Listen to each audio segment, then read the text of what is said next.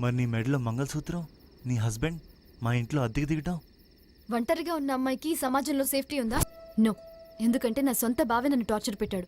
అలాంటిది ఈ బయట వాళ్ళు వదిలేస్తారా?